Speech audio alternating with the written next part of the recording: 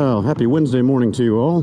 I am starting my ride, not from my normal spot. I was already rolling before I remembered to hit the camera. I'm doing another bike maintenance routine today. I have to get several of my bikes inspected and registered, re-registered, because they all fell out of registration sometime, early in the year. January, February, March is when most of them run out. So anyway, during the lockdown I just didn't have time to get over, and I think the motorcycle shop was closed anyway.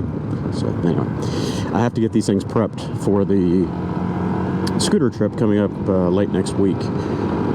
So today is registration or inspection day for 3 or 4 of them, just to get that done and out of the way, and then of course I have to go over to the county tax office and pay Uncle Sam.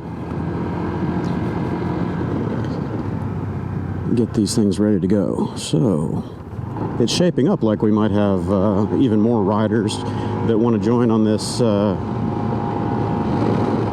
scooter trip up to the Ozarks. I was contacted by another one last night that is interested in joining the fray. He has his own scoot, so that's good. Too many more of these and I won't have enough scoots to go around. I'm going to try to get these videos edited and put up in the next couple days. That way, if anybody else is interested in joining in the festivities, they can come on along. We just got to have time to plan these things and logistics and making sure you've got all your gear ordered and prepped and ready to go. And it's going to happen, first day or two of it are during the work week, so some people have to arrange time off of work. And not sure how long the duration is going to be. We've kind of tentatively said 4 or 5 days for the whole event, or 4 or 5 days worth of scooting through the Ozarks. That was what was discussed. So that means the trip would probably end sometime around Wednesday of next week, Tuesday to Wednesday. But I don't know that I can be out for a full 6 days total, whatever. So we might spin off and go our separate ways after the 3rd day or something like that. We'll see. This isn't a formal event or anything like that, so there are really no set schedules or destinations or anything like that. This guy in, so hopefully I don't get run over from behind. Everything's really up in the air. We kind of know where we're going to ride. We've got a general plan, and we're just going to find places to moto camp or hotel camp along the way for those that need it. And just play it by ear, have fun, relax, goof off, have a few days of hopefully very nice scenery. The weather here in Texas looks like it's going to be a bit ugly for the next several days, off and on. We've got thunderstorms pretty much every day for the next 6 days or whatever in the forecast. But the forecast for Arkansas up there looks to be clear and sunny for the next several days, so that's great. We just have to get out of the Houston circle of hell down here.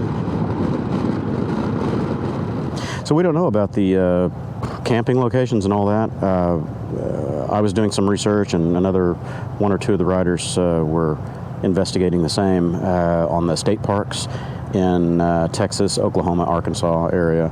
I know that Texas started allowing limited use overnight camping on May 18th. So that's coming up here in the next few days. We really only need 1 night of that. That's going to happen Thursday night, the 21st. And from there, we're going up into Tallahena, Oklahoma. And we'll rally with a few other riders early in the morning on Friday, the 22nd. And then take the Talamina Scenic Highway, Talamina 1, Talamina Drive, whatever you want to call it, over into Mena, Arkansas, into the Ozarks. So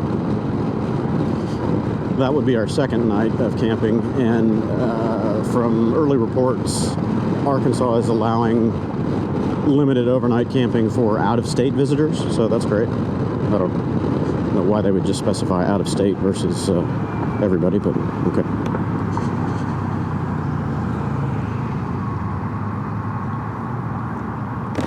So after that, we're just going to find suitable, convenient spots along the way and take leisurely rides during the day. We're not trying to put down tons of miles. This is not a coast-to-coast endurance like the Scooter Cannonball was planning to be.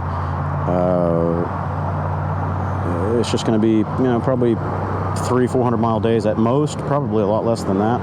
And the initial ride is going to be more miles for some of us that are going to the rally points, but beyond that, it's really just going to be a couple hundred miles a day on the ride portion of it. Just taking it easy through the twisty highways and scenic back roads of Arkansas. The two gentlemen that I'm coordinating with right now that are from the Houston area here are not seasoned road warriors on motorcycles yet, and I don't know what their camping experience is, so they're in for a steep but fun learning curve, I think. I mean, there's no magic recipe or secret to riding these scoots. They're about as simple to operate as it can get. And the roads that we're going to be taking, hopefully, at least for the most part, will be much slower, relaxed back roads. So we're not going to be up on the super slabs, rubbing elbows with cagers.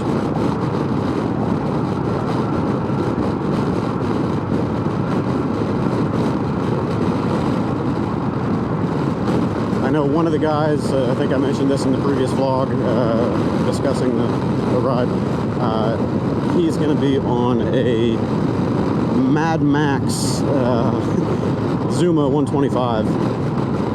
He's got a single wheel bob trailer that's going to be towed behind it, very likely. And those bikes kind of top out around 50 to 55, so our speeds aren't going to be real high during most of the ride.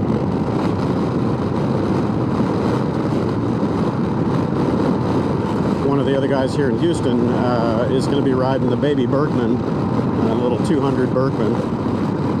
So he'll be able to outpace Evel Knievel and I on the PCX150's, but it'll still be a comfortable ride out on the highway, doing 60, give or take a little bit. I wonder how the cinemas are doing with all this life after COVID situation. Nobody wants to be in confined quarters with lots of other people, so I don't know if movie theaters might be a thing of the past, at least for a while, until the vaccines come out, and hopefully ease everybody's tensions on this. And we've done this. Sorry, don't want to get this into political conversation, but I guess it's suitable. Our society has dealt with viruses and bugs, forever. And while this one is more contagious and slightly more dangerous than the flu, you got to think, everybody goes around all the time up until now, even in flu season, doing everything, and it's just a risk that you take. You get used to it, and you get on about life. If you're going to live your life in a bubble, it's not much of a life.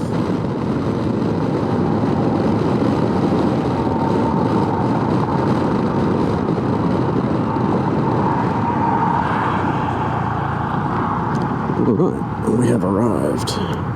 Hopefully they won't take too long to do the inspection, because I've got 3 or 4 more to bring over here this morning.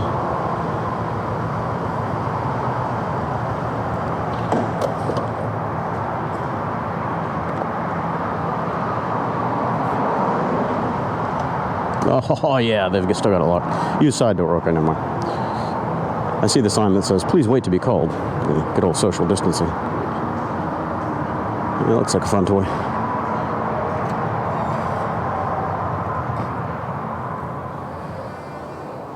Social distancing. Yeah, that's not 6 feet. Oh, wait, it is 6 feet. 1, 2, 3, 4, 5, 6. Okay, well, that took all of just a couple minutes, so lather, rinse, repeat. Let's go grab another one. Okay.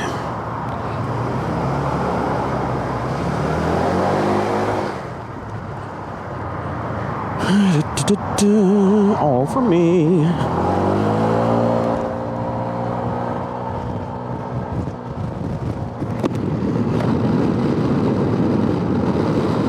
So I forgot to mention that I did order the variators for these. I went ahead and got 2 different ones because I wanted to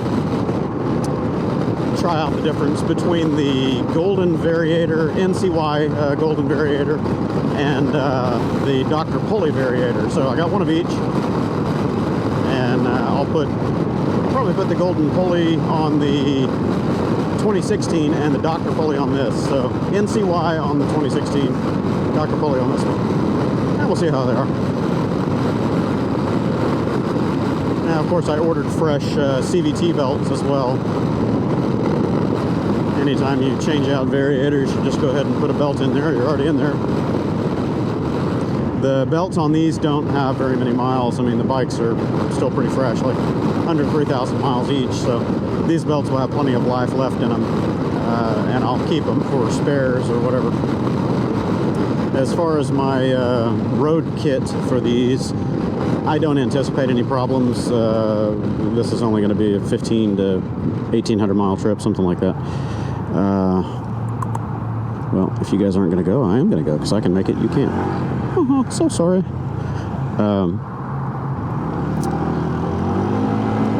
Road kit for these guys. I will take my Ryobi little impact drill and the sockets and everything that I need in order to do a CVT belt swap on this thing on the road, just in case we have a CVT belt shred or give up on us. I will also bring the factory variator from the 2016 in a bag with all of its pieces, rollers, all that, just in case we have any kind of a weird issue with either the NCY or Dr.Pulley variator misbehaving. I've seen videos of guys on the Scooter Cannonball Run and other events like that where the variators just self-destruct. Crazy variator failures. I've even seen one video, I can't remember who it was, the clutch in the back, the whole drive bell, the driven portion of the clutch assembly overheated and shrapneled and just took out the whole rear drive line. That was nuts. I also thought about installing a set of driving lights on each one of these PCXs. Just kind of been in my to-do list for them for a long time, but I just really haven't been riding them enough to want to go through the extra effort of installing those on there. I have several more sets of the little Denali DM, the micros, but I have to fabricate mounts for the lights down on the reflector mounts or something like that, so I just haven't gotten into it. I do think the PCX needs a little bit more frontal visibility though. The LED headlight has a very good spread and coverage to it at night on the road, but during the daytime the pattern is a little low and it's kind of hard to see from the front in bright daylight. I've noticed that when my son is following behind me on one of the PCXs, if the high beam isn't on, it's a little hard to see it. Okay, well, home again, home again. Round 1 done. Round 2 about to begin. Okay, ready for round 2.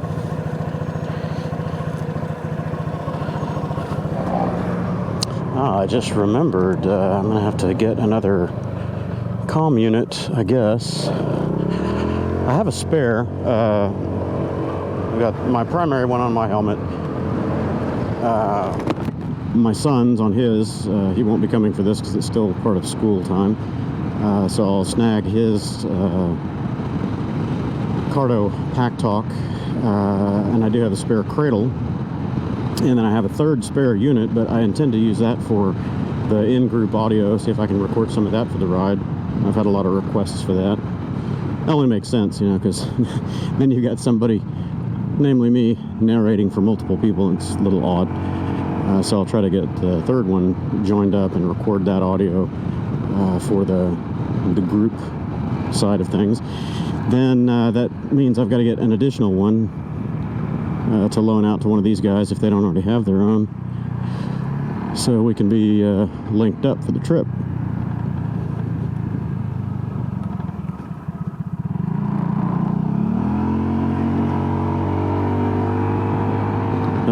all the gear, so whatever I have, I don't mind loaning out. If I have to get 1 or 2 little extra things, I don't mind that, but I don't really want to spend $350, $400 on another set of pack talks.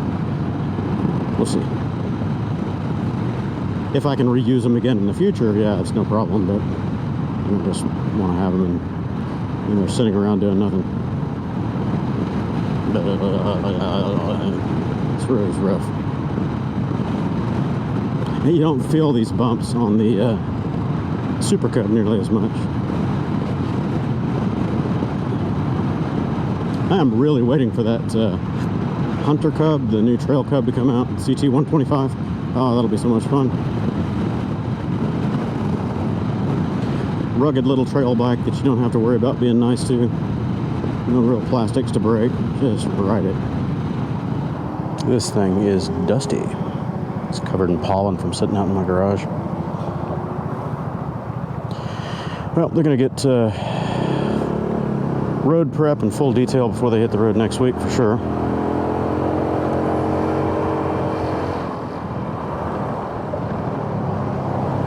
Probably going to change out this windscreen for Evel Knievel. Give him a little bit taller screen to deal with, able to park the air for him. This one's not bad. I mean, it breaks up the air on the chest, but it's much noisier than the National Cycle sport touring screen that I have on the other one. I never really rode much with the tall GV screen that I bought. I got the short one and then the taller one, and the tall one is just a little too tall for me. It's above my eye line, and I don't like looking through windscreens. So it's parked in the garage in a plastic bag. I'll dig it out for this. There's that rev-limiter. You can always feel it kind of, it's like the engine is stumbling or missing. Yeah, the new variators in here will be an interesting change for riding. You know, I've had these for several years now, and I know how they feel and how they behave. So it'll be like a new bike almost, just trying to get reacclimated to the acceleration curve and where the engine wants to find its happy spot.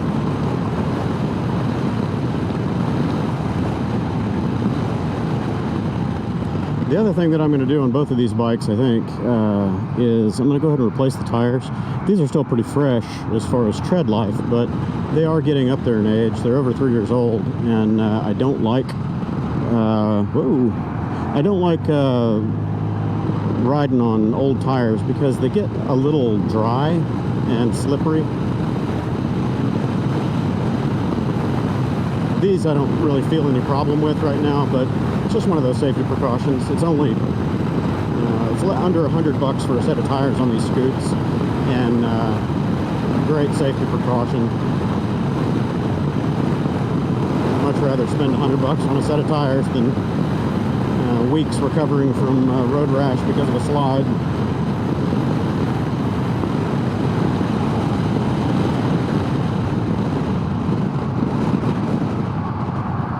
Okay, and again, we have arrived.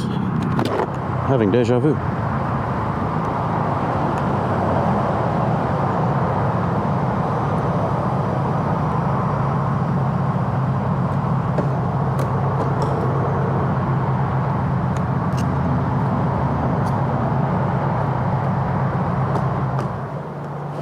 Okay, round 2 has almost concluded. Come back for at least one more, maybe 2 more.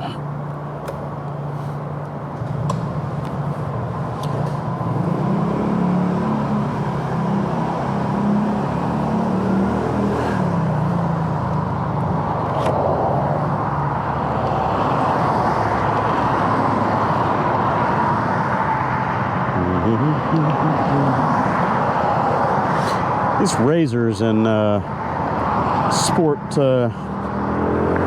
UTVs look like a lot of fun, but I'd have to live out on a ranch somewhere out in the country to be able to justify spending $15,000 to $25,000 on one of those things. I'm just riding in silence here, thinking on the lists. I'm a logistics and lists kind of guy. I have lists for lists. Going through checklists for the bike. Things that I need to put on here. I need to string. This one's got an Apple cable on it, so it's okay. Evil Knievel's phone is Apple, so he needs this. I'm probably going to get a little bit longer RAM arm to stretch the phone up over here in this area. Just going through my lists.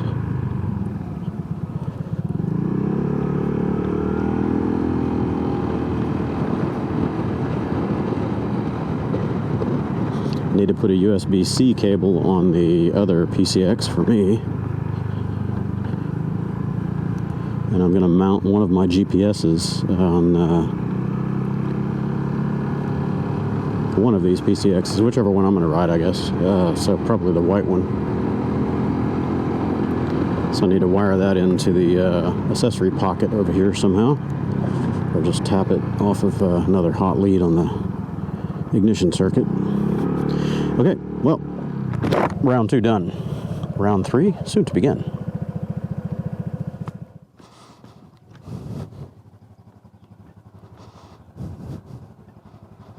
Okay, so ready for round 3. And away we go.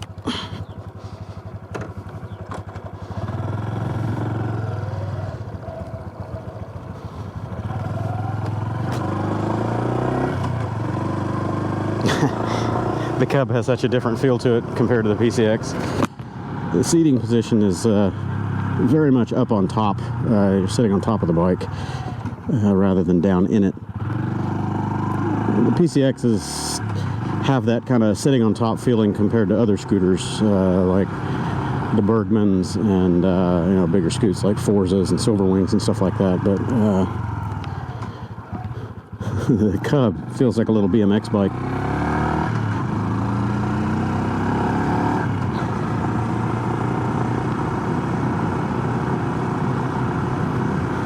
So one of the vloggers that I've watched for a long time, Chronicles of Mr. Fish over there in the UK, he had been down and out for a little while, and he's feeling better now, so that's good to know, good to hear. I watched his review on the Super Cub before they were actually released in the United States, and I enjoyed his review of it where he was having so much fun with it. He's like, oh, it's a fantastic little bike. He was just bombing it around little backcountry lanes over there in the UK, having a blast. And he made one of the same observations that I did, you know, first time I took a half a mile ride on the Cub, is the factory mirrors suck. So mine were replaced right away, as any of you that have watched the vlogs know. But anyway, back to Mr. Fish. He got himself a Cub. Good on you, mate. And he's enjoying it, having a blast. But he hasn't replaced his ugly grasshopper beanstalk ear little mirrors yet. I don't know how he's getting on with those, because he's a big guy. I couldn't see anything but my forearms and shoulders and elbows and everything in those factory mirrors. They were terrible. They had to go. And I'm not nearly that big a guy. I've got to get in here and put some dielectric grease or something in this switch. I've noticed a couple of my bikes are getting real sticky. I mash the button and they don't cancel out. They have been out in the rain a few times because I ride my bikes rain or shine. So I'm still undecided. I don't know if I want to take the Cub or the PCX on this trip. If we have another rider that is sans steed, then maybe my 2 PCXs will go to the loaner pool and I'll ride the Cub. I don't know. I don't care. I'm good either way. I'll ride anything out there. Now, obviously, the PCX is going to be more comfortable. The seat on the Cub isn't bad, you know, for bombing around town, but after you know, couple 3 hours in the saddle on this thing, it's a little butt numbing. Kind of gives me pressure points at the upper edges of my thighs, the back of the butt, you know. Not a very roomy perch. But as far as road manners, this thing's great. And the other riders on this little expedition adventure are only riding smaller scoots, so I don't think our speeds are going to be very high. So this one we'll be able to get along just fine.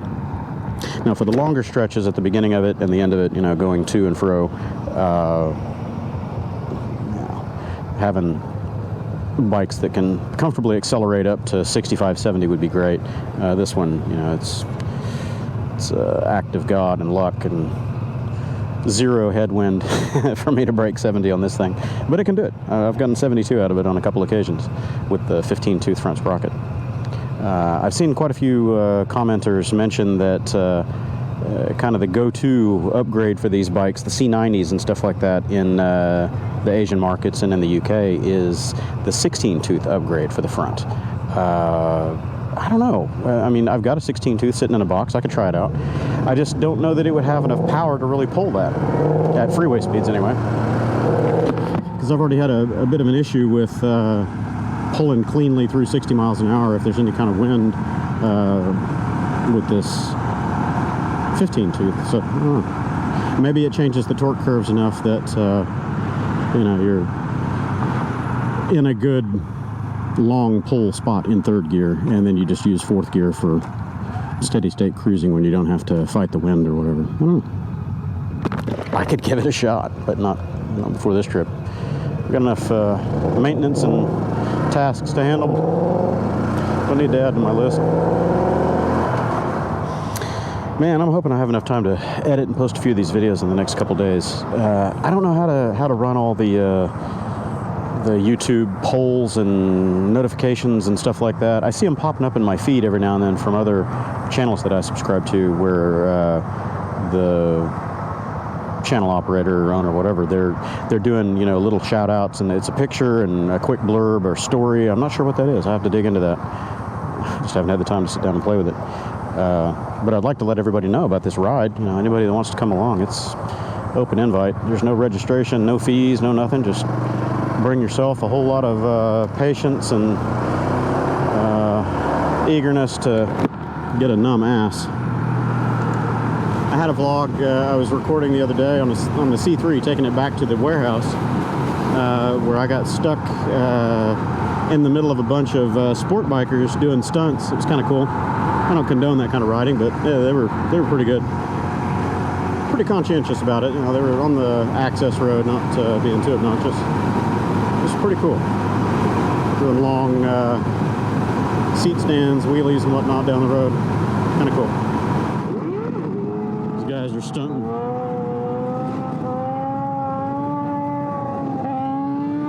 I don't condone that, but that's pretty cool. Let's see if they're going to run any more stunts. Yep, one of them's got his front wheel up. I got to pay attention to the road so I don't end up roadkill.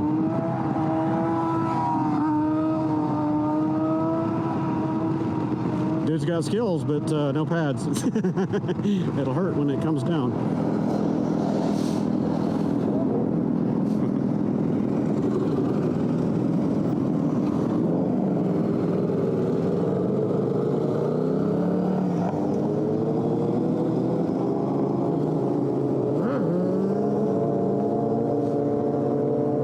He's got his rear tire really down so he can stand it and keep it there.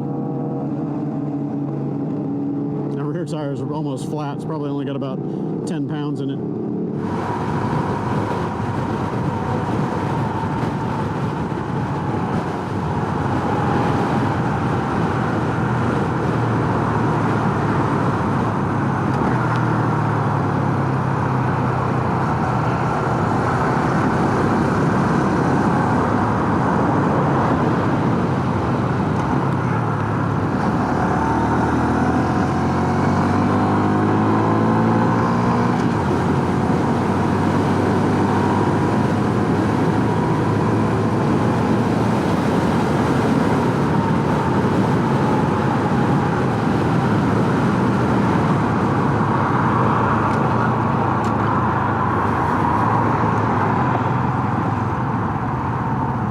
Okay.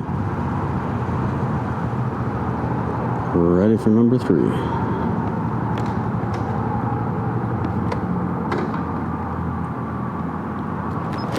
Okay. Well, round 3 almost concluded. I think I'll go ahead and make a round 4. Bring one of my bigger bikes over here and get it inspected so I can just knock out a handful of them at the DMV or the tax office at the same time. Find this spot, find this spot. Click.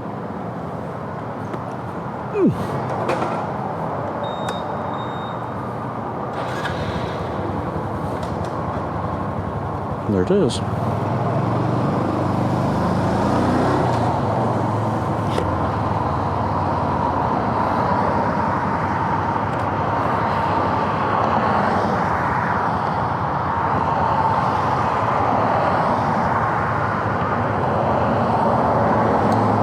Could go, but I'll wait. People really cook on this access road. I don't know.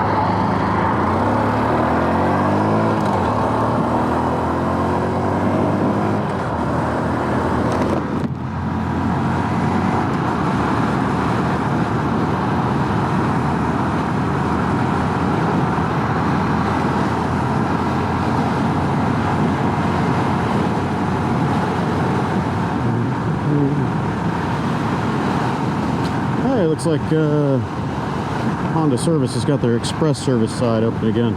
It's been closed all through the COVID lockdown.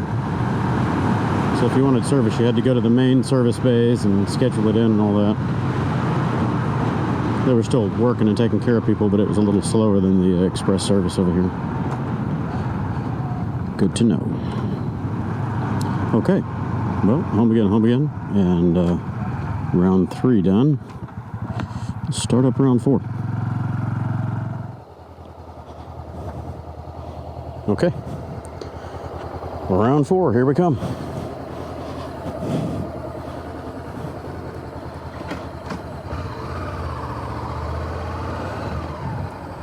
Luckily, the shop is only a few miles away from my house.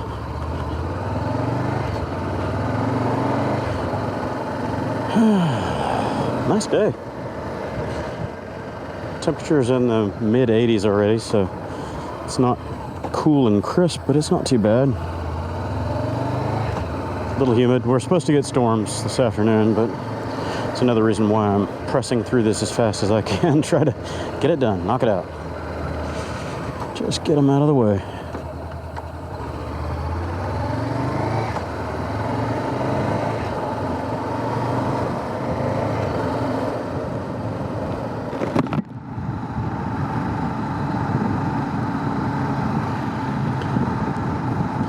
So I was ordering gear and minor supplies and stuff for this trip. Just, little stuff that I think the new guys are going to need as far as camping equipment. And I've got most of the gear already, but, little stuff like sheets for the sleeping pads and inflatable pillows and, anything like that that they might not have. I don't mind adding them to my arsenal.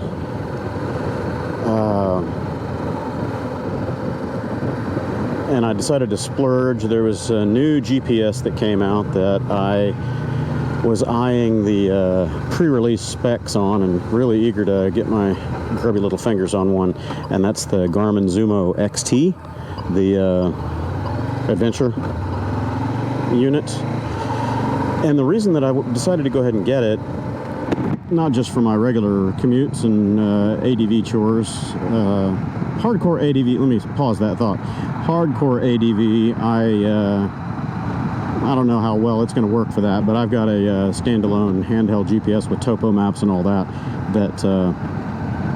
I know and trust from many years of doing off-road stuff, and it's never let me down. But this new one, what it has is the bird's eye satellite imaging and a much bigger screen. Obviously, it's a 5-point-something inch daylight readable, super bright screen apparently. So anyway, the other thing that it has loaded in it is the public land and BLM maps and stuff like that. So if you are looking for free places to camp and you don't want to go through the whole stealth camping routine and worrying about if you're going to make somebody mad. The BLM lands and public land boundaries, that lets you know where you can go without fear of reprisal, I guess. You know, just not to step on anybody's toes or ruffle any feathers. Just pick a spot, and that's where you can camp. Yeah, so if we weren't taking a scooter trip up to the Ozarks, either this bike or my XT250 would be my choice, just for all-purpose, do-it-all capability, you know. The XT, not quite so great on the long open highway, but man, you get it back in the twisties of the trails, and it's just great. Lightweight, gobs and gobs of grip with the street-oriented tires I have on there. I've got the Avon Trail Riders on it, and they just got so much grip for a light bike. I can pretty much lean that thing over all the way to the pegs and start scraping pegs before it loses traction. I know, I've done it by accident, but I've done it. This one is largely the same. It stays very well composed in all the sweeping corners and whoops and stuff in the road. It doesn't really get out of shape or unbalanced at all. It's very nice. And the wide bars on this thing really let you flick it side to side real fast. Transitions are super easy on this thing.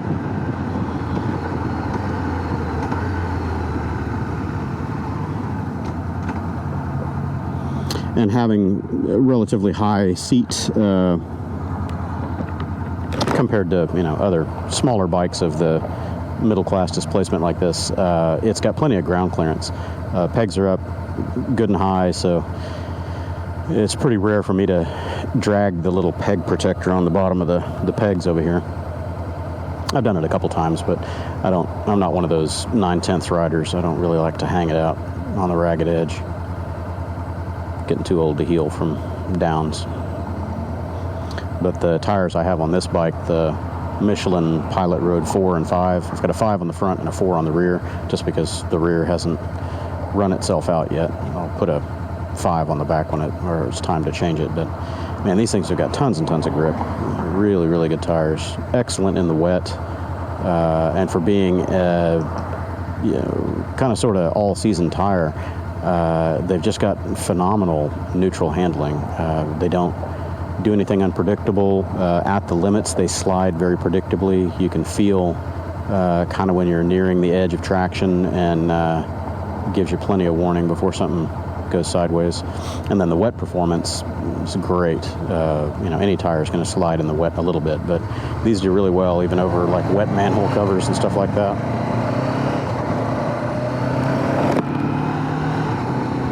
I've yet to have a true oh shit moment with these tires. I've had it plenty of times on other bikes, other sets of tires too.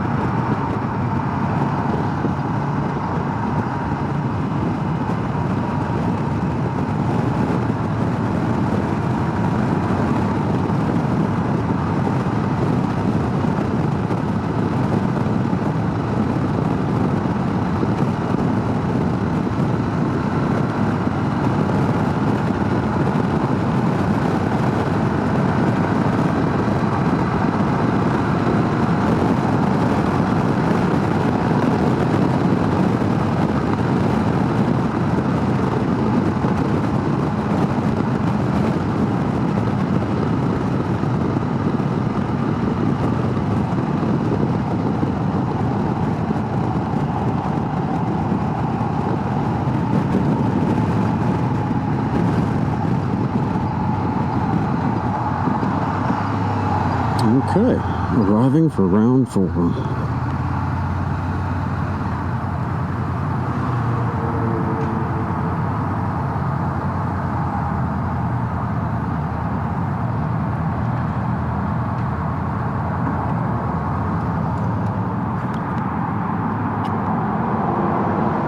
Okay, round 4 just about completed here.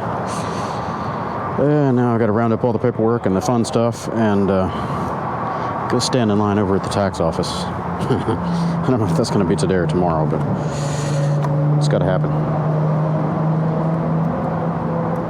Get in there. Get in there. Get. Thank you.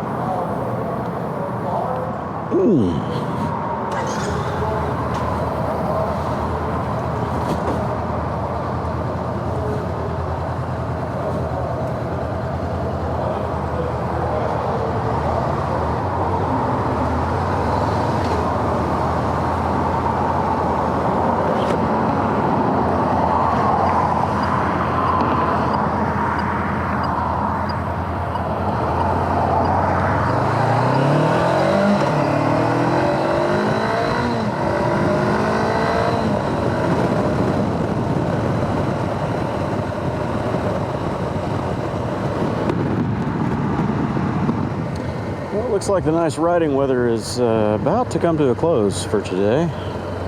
Heavy clouds are starting to roll in. Okay, well, round 4 done, gone, back home.